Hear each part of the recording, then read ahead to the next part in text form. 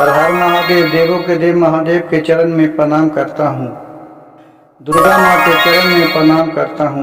सरस्वती माँ के चरण में प्रणाम करता हूँ। गणेश भगवान के चरण में प्रणाम करता हूँ। गुरु भाई गुरु बहनों के चरणों में प्रणाम करता हूँ। गुरु भाई गुरु बहन, एक शिव शिष्या ने शिव गुरु भोलेनाथ से क्या मांग रही है अपने भाई को लिए और क्या आरजू मिनती कह के प्रार्थना कर रही है शिव गुरु से। भैया के दे नौकरिया शिव चर्चा कराइब, भैया के दे नौकरिया शिव चर्चा कराइब। चाहे तू दिया भोला पुलिस के नौकरिया, चाहे तू दिया भोले पुलिस के नौकरिया, चाहे तो दिया अफसरवा शिव चर्चा कराइब, भैया के दे नौकरिया शिव चर्चा कराइब। चर्चा कराइब भोला शिव चर्चा कराइब।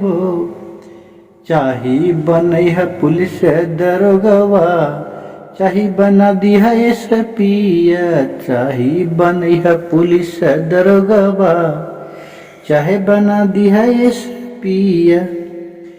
हमर भैया के दे नौकरिया शिव चर्चा कराइबो, भैया के दे नौकरिया शिव चर्चा कराइबो।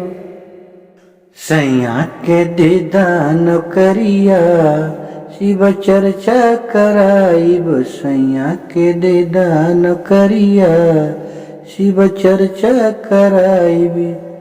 चाहे तू दिया बोला जज कलेक्टरवा, चाहे तू बनिया बोले जज कलेक्टरवा, चाहे बनैया अफसरवा शिव चर्चा कराइब। पिया के दे नौकरिया शिव चर्चा कराइब। चाहे तू बनैया भोला मुखिया, चाहे तू बनैया भोला DSP, चाहे बनैया कलेक्टरवा शिव चर्चा कराइब। भोला बाबा पिया के दे नौकरिया शिव चर्चा कराइब। चाहे बनैया भैया भोला MP या PM, चाहे बनैया भोला MP या PM, चाहे तू बनैया CM भोला शिव चर्चा कराइबो। बा पिया के दे दिया नौकरिया शिव चर्चा कराइबो।